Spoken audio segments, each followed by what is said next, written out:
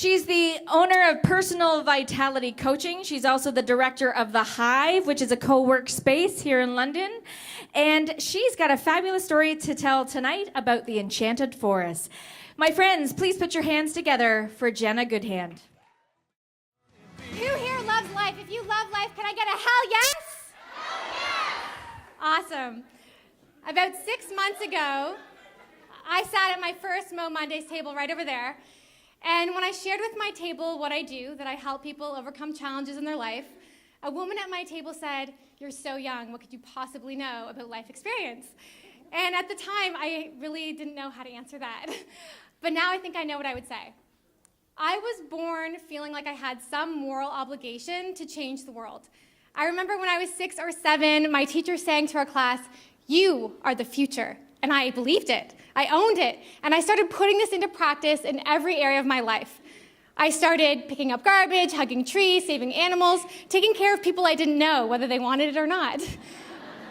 And when I was 9, my best friend said, "What do you want to do with your life?" And I said, "I want to show the world just how great life can be." I was driven. I was optimistic. I had ambition. I was full of the sillies, and I had purpose. Then came high school, and I had my first real love, my first forever, you know what I'm talking about, and I gave my heart to someone else. But instead of feeling filled, I felt depleted. And without the self-awareness that I now have, I spiraled into my first depression. That relationship ended, I recalibrated myself to sunshine and rainbows, but by the time I was 16, my focus had completely shifted. Now it wasn't just being depressed, I was suicidal. I lacked self-worth.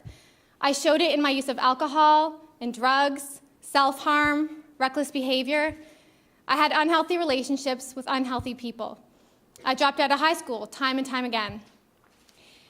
It became so difficult to see the people in my life move seemingly easy through the things that I struggled so hard to do. Days, months, years, I lived in darkness. In my bed at my parents' house, wishing that I could find the courage to take my own life. On the outside, though, you know how it is to wear a mask. Everything's okay, I'm happy, life is great. And people believed it, so no one reached out to help me. And I started to believe that I wasn't worth saving and that no one was going to help me. So I went to different doctors, I took different medication, but they were all one more thing that made me feel as though I shouldn't be here. One day, I ended up in the hospital. My boyfriend at the time had called in what felt like my final moment, where I was going to take my own life. When I was released from the hospital, they gave me some information about a crisis center with a support group. So the next day I went, and I was open to the opportunity, but part of me felt like this was just, going to be one more of those things. So I showed up. It wasn't running that day. I was filled with disappointment. But what I didn't know was this was exactly the disappointment that I needed. I was done. Living was not for me. So I left. I started heading south, down Richmond Street towards downtown London, and the fury in me was building. No one cares about me. Is anyone going to reach out and help me? If I'm going to save myself, I'm just going to have to do it myself. And I would need a witness to tell me whether or not I actually said that out loud, but in my experience, I was screaming this with every fiber of what was left of my soul. I was responsible for my getting better, nobody else. I was expecting someone else to do that work, that inside job that we all talk about. And so that moment, it changed me drastically, and I started coaching myself out of bed each day. I had this little mantra, a little bit at a time, focus on the win, believe it will get easier, and if not easier, better. And I took responsibility for myself. I quit drinking when I was 19. I gave up drugs. I got rid of those unhealthy people and that unhealthy behavior. I went back to school. Eventually, I got on to university. I wanted to change the world. And by the time I got there, no one knew anything of my dark past. They only knew the bright and happy, life-loving girl that I had become again. The truth is, none of us are immune to life. Right? No matter how positive we are or how we can see the bright side of things, life is still going to hit us in the face and knock us on the ground, and we're going to have to get back up. But every time this happened, I said that little mantra to myself again. A little bit at a time, focus on the wins, believe it will get easier, and if not easier, better. And I kept going on. And things got really good. And I lived my life as though it was an enchanted forest full of mystery and wonder and magic and possibility. And I felt so good about the way that life was going, I thought I might be the first person to actually die of bliss. And if you've ever been on fire, if you've ever had that fire in your soul, remember when that fire is and do whatever you can to keep that fire alive. Because this worked really well for me until I handed over my worth to someone else. I was 27, I was living in Hungary in this tiny little village. There was water coming down from the Alps into my apartment. I was getting my master's. I had not only caught up, I felt like I was ahead, and life was going so well. And the second summer I was there, I got back together with an ex of mine, someone I had dated for about 10 years.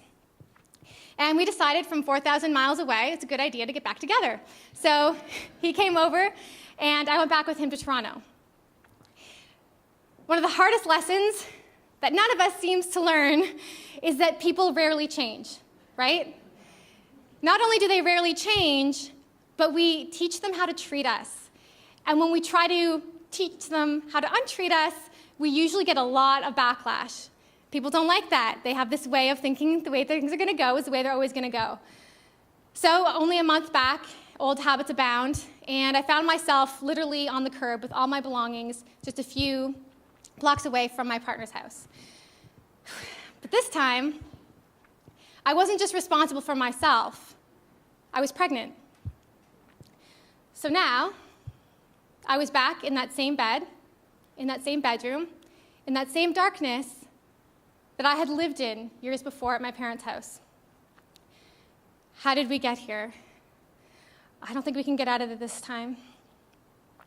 How can I take care of someone else if I can't even take care of myself? And I tried. I tried really hard. I thought this time has to be different, right? I've got these degrees, I got all this life experience, I caught up. The only job I could get, and I'm not putting this job down because in other circumstances it would have seemed exciting, was decorating cookies at a cookie factory. So I have all these degrees, I'm decorating cookies at a cookie factory, making barely anything to get by. And I try to see the positive in it, right? You know, the bright colors, smelling like sugar every day, and these happy faces on the cookies. I tried my little mantra, a little bit at a time, focus on the wins, believe it'll get easier, if not easier, better. But it didn't work. It wasn't working. And I just kept spinning further and further down. My son was born 3 months early, premature. He had to stay in the hospital until he was big enough to come home. When he was in the hospital, I'd moved out with a friend of mine since public school, and she was going to help me on this journey I'd found myself in. But when my son was born, friction between his father and my roommate resulted in me having to move out, and I lived in the Ronald McDonald house. And for months, I lived there alone, dragging my exhausted body to and from the hospital. And I lived in this haze, this fear that when this haze lifted and I saw what had become of my life again, I was terrified. I was so afraid that something would happen to my child, to me, to my child's father. And so eventually, my son came out of the hospital. We tried living with my parents, just created more chaos with his father. So we tried living with my son's father's parents, got worse. And then I got that one night. And if there's any parents here, you're going to know exactly the night I'm talking about. It's when you get those solid hours of sleep that you've been waiting for. You're living in this sleep-deprived coma, and you can't even think straight. And then you get that one night, and it's like everything is clear. And I got that one night.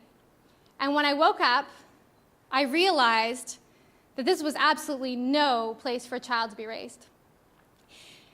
And it's unfortunate that my son saved me in this circumstance, because I couldn't see for myself that I shouldn't be in this circumstance, but there was no way in hell I was going to let him grow up in this. So I packed up our things, and we headed west, down the 401 to London, Ontario, with not a lot of pain to process and a lot of question marks. So what did I do?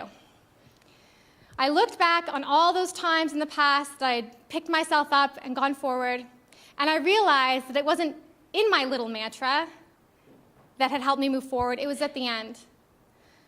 A little bit at a time, focus on the wins, believe it will get easier, and if not easier, better. And I took responsibility for myself.